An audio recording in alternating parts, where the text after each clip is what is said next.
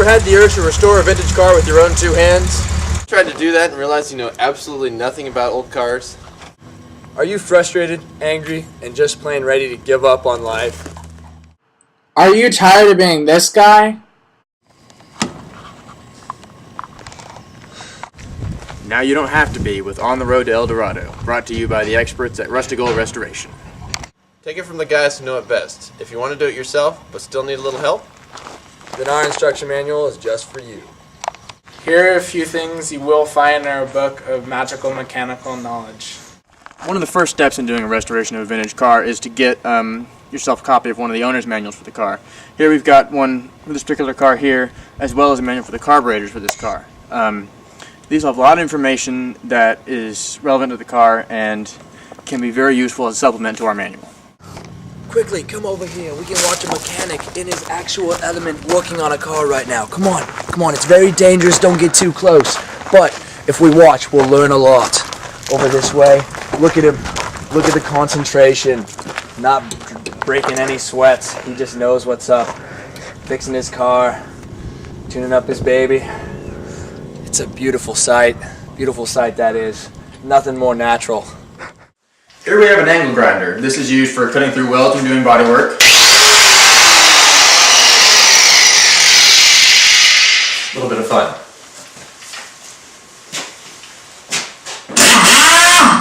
This is an impact wrench. It's used for removing lug nuts and impersonating James Bond. This here is a torque wrench. This is used in order to get the correct torque specifications on any nut and bolt on your vehicle, and it's usually you look at the owner's manual or the specification book to figure out the right torque. This here is a body dolly. It's used for shaping fenders and pretty much any type of body work needed. Now take a look at this magnificent mechanic, majestically roaming his territory. Now, as you can see, that car is way too small for him. This is a form of peacocking used to attract a mate. And now as you can see here, he's walking back and forth in an intimidating motion as to act bigger than the rest of the mechanics in the area. Now, you see, with this motion, it really gets them going. They like to see the wheels spin and the tires rotating. It's just great for mating. In the engine section of the Rusty Gold Restorations Manual, you'll find description of the engine, how to remove it, and general tips on what to do to take the engine out and installation. So to start with, notice we have everything removed around the engine. The cab, the front fenders, and the front core support are all gone. So in this case we have our engine crane, as you can see, and our engine chain holding the engine. So this engine is ready to be removed. So all you got to do is have someone lift up on the arm on the jack,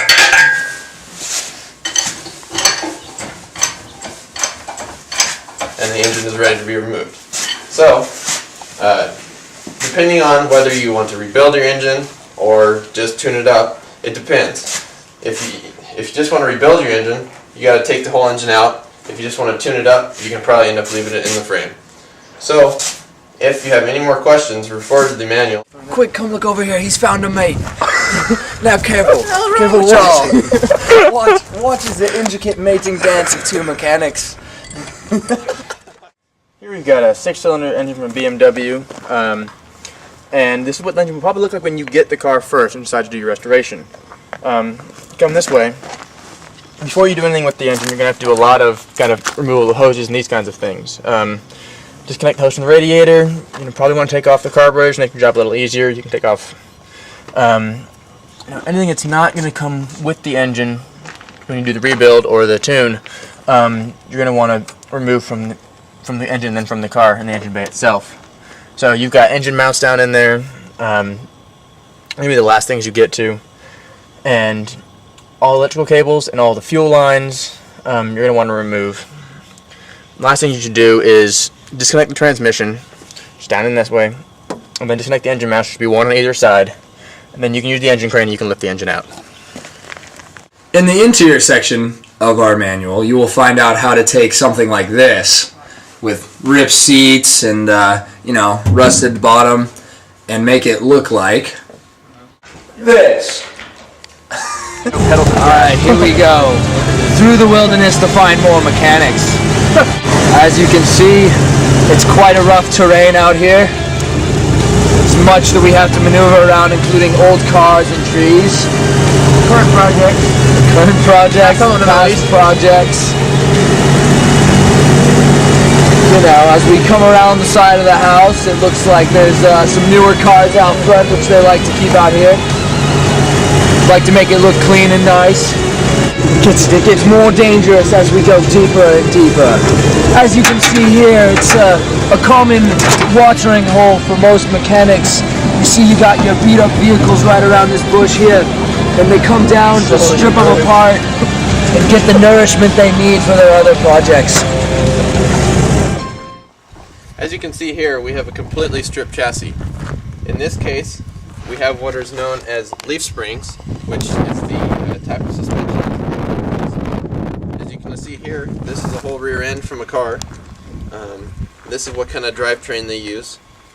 And in the front there, you can see it's just a standard front end.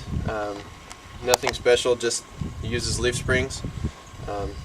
It's important next, once the body is stripped from the chassis, to either sand or sandblast the frame and paint it to the correct color or whatever you like.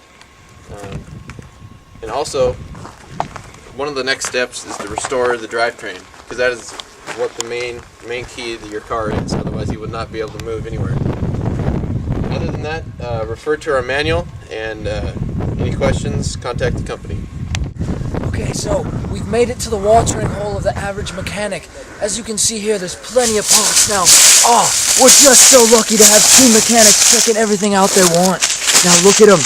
You can't disturb them in their natural habitat or else they'll get very, very angry. But as you can see, they're checking out the parts, seeing what else they can do. Oh, crikey, they've spotted us. Go, we're gonna have to get out of here. Let's go, let's go. Here we have a paint gun. If you refer to the paint and bodywork section in our manual, you will see how what the process is for painting the car. Here are a few quick tips on getting your paint gun ready and mixing your paint. First, here we have our paint gun. As you can see, the canister you can take off and fill with paint. You want to make sure your spray nozzle is always clean. So in this case, you can take it off, clean it with some paint thinner, and you're ready to go. With the paint can, you also want to make sure this is clean as well. When you mix the paint, you're going to mix the paint beforehand and then pour into here. Always want to use a filter so you don't clog your paint gun. In this case, we just have some red paint here, and but if you refer to our manual, you'll be ready to go and paint your car. Okay, so now you see the mechanic needs help, so he's calling on his fellow pack. As you see, he's by himself out here, not in his element, but he needs to still work on the car. So as you can see, zoom in over there, you can see him calling for help. And now this is a very delicate process, because if he can't get help from his fellow pack, it's just not going to work out. He's going to have to go and find another pack to help him fix his car. Now, as you can see, he's communicating, and that's the mechanic's way of saying, I'll be right there. So, if you're going to be doing your own bodywork, you need to have a welder, like this one right here. It's a little MIG welder made by Lincoln Electric. And basics of welding, you need to ground the part you're going to be welding. This is the ground clip. And then this is what you'll be using to weld. It's called the gun often. Pull the trigger and wire comes out. That's what you're going to use to weld. Every piece you're going to welding is going to be different. You can adjust the amps to the power of the welder and the wire speed, so how much you're going to be welding. And for each piece you're going to weld, you're going to need to know the gauge of the metal, which is how thick it is.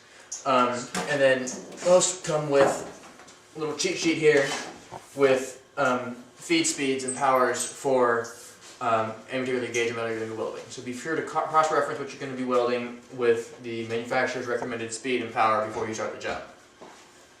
What we have here is the electrical system of the car. These leads here coming from the main cabin are connected to this, which is known as the wiring harness.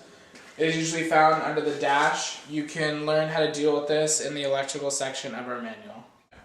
This manual is every do-it-yourselfer's dream. Now you too can reap the benefits of restoring a vintage vehicle yourself using our manual and become another satisfied customer.